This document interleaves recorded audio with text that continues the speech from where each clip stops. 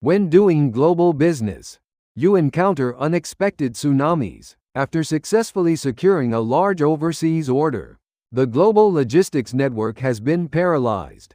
The ports are closed, and we couldn't find any ships. Logistics costs have skyrocketed. The deadline is approaching, but the way to send the products is blocked. It was a crisis of contract termination and credit collapse. From the perspective of manufacturing, it was an unavoidable disaster. Other companies requested an extension of the delivery deadline. However, I could not do that. Trust is like a glass cup. Once it breaks, it cannot be restored. At that moment, the instincts of a trade expert were awakened. If the path as a manufacturer is blocked, I will clear the path as a trader.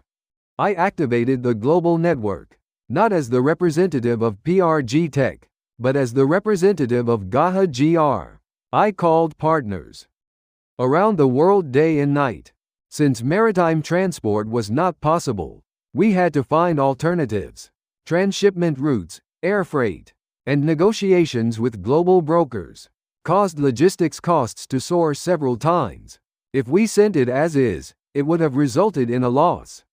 People around me advised against it, saying, "Why did if you're going to incur losses?" However, I decided to invest in trust, rather than the immediate benefits in front of me. With the help of longtime partners of KAHA GR, we miraculously secured cargo space. While other companies' shipments were stuck at the port, our products arrived on the scheduled date. The overseas buyer was shocked. They never imagined they would receive it on time amidst the logistics crisis. They held my hand and said, "The only company that kept its promise is you. From now on, our partner will only be you." The result of choosing trust over immediate gain shone brightly. Overcoming this crisis has elevated the value of the product from a machine to a partner. No matter what crisis comes, we keep our promises.